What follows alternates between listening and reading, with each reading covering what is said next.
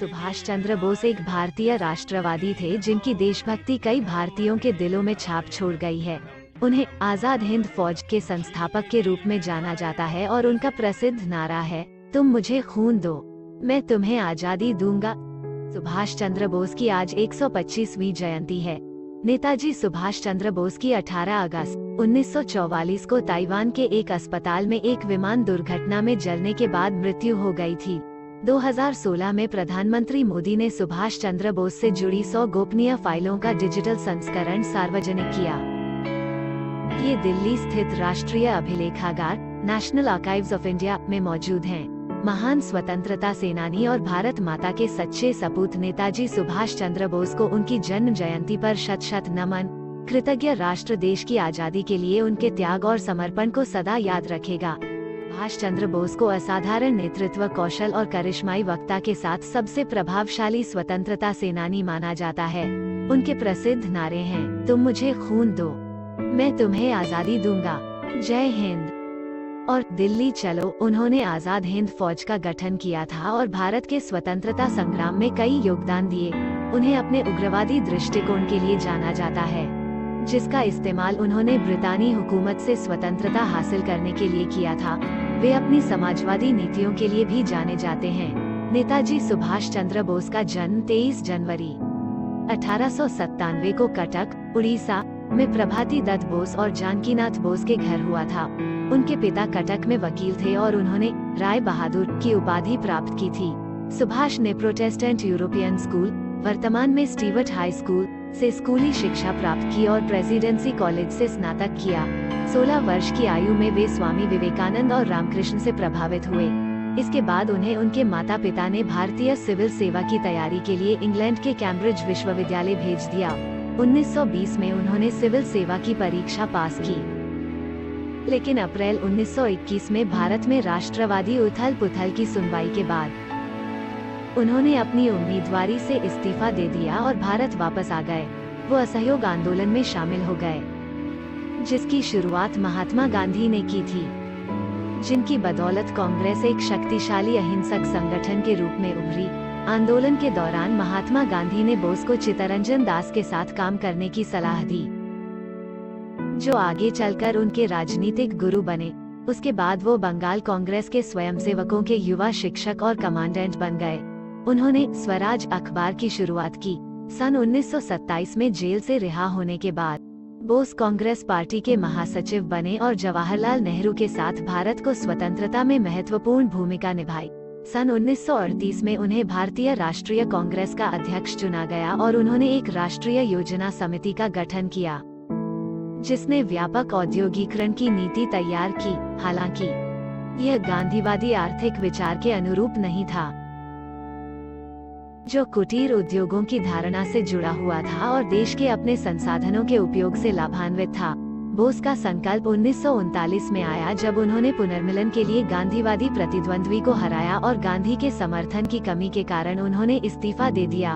All India forward block Bharat में एक वामपंथी राष्ट्रवादी राजनीतिक दल था, जो 1939 में सुभाष चंद्र बोस के नेतृत्व में भारत कांग्रेस के भीतर एक गुट के रूप में उभरा। वे कांग्रेस में अपने वामपंथी विचारों के लिए जाने जाते थे। फॉरवर्ड ब्लॉक का मुख्य उद्देश्य कांग्रेस पार्टी के सभी कट्टरपंथी तत्वों को लाना था, कि वह समानता और सामाजिक न्याय के सिद्धांतों के पालन के साथ भारत की पूर्ण स्वतंत्रता के अर्थ का प्रसार कर सकें। द्वितीय विश्व युद्ध के दौरान आजादी के लिए संघर्ष में एक महत्वपूर्ण विकास आजाद हिंद फौज का गठन और कार्यकलाप था, जिसे भारतीय राष्ट्रीय सेना या आईएनए के रूप में भी जाना जाता है। भारतीय क्रांतिकारी रास बिहारी बोस, जो भारत से भागकर कई वर्षों तक जापान में रहे, उन्होंने दक्षिण पूर्व एशिया के देशों में रहने वाले भारतीयों के समर्थन के साथ भारतीय स्वतंत्रता लीग की स्थापना की थी, जब जापान ने ब्रिटिश सेनाओं को हराया और दक्षिण पूर्वी एशिया के लगभग सभी देशों पर कब्जा कर लिया, तो लीग ने भारतीय युद्ध बंदियों शामिल कर भारतीय राष्ट्रीय सेना का निर्माण किया। जनरल मोहन सिंह, जो ब्रिटिश भारतीय सेना में एक अधिकारी थे,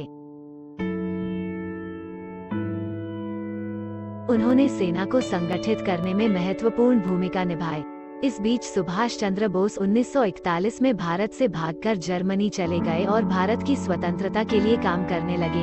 सन 1943 में वो भारतीय स्वतंत्रता लीग का नेतृत्व करने के लिए सिंगापुर आए और भारतीय राष्ट्रीय सेना आजाद हिंद फौज का पुनर्निर्माण करके इसे भारत की स्वतंत्रता के लिए एक प्रभावी साधन बनाया। सुभाष चंद्र बोस अब नेताजी के रूप में लोकप्रिय थे। 21 अक्टूबर 1943 को उन्होंने सिंगापुर में स्वतंत्र भारत आजाद हिंद की अनंतिम सरकार के गठन की घोषणा की। नेताजी अंडमान गए जिस पर जापानियों का कब्जा था और वहां उन्होंने भारत का झंडा फहराया था। सन 1944 की शुरुआत में आजाद हिंद फौज ईना की 3 इकाइयों ने भारत के उत्तर पूर्वी हिस्सों पर अंग्रेजों को भारत से बाहर करने के लिए हमले में भाग लिया। शाह नवाज खान आजाद हिंद फौज के सबसे प्रमुख अधिकारियों में से एक के अनुसार जिन सैनिकों ने भारत में प्रवेश किया था वो जमीन पर लेट गए और पूरी भावना के साथ अपनी मातृभूमि की पवित्र मिट्टी को चूमा। हालांकि आजाद हिंद फौज द्वारा भारत को आजाद कराने का प्रयास विफल रहा। भारतीय राष्ट्रवादी आंदोलन जापानी सरकार को भारत के मित्र के रूप में नहीं देखता था। इसकी सहानुभूति उन देशों के लोगों के साथ थी जो जापान की आक्रामकता के शिकार थे।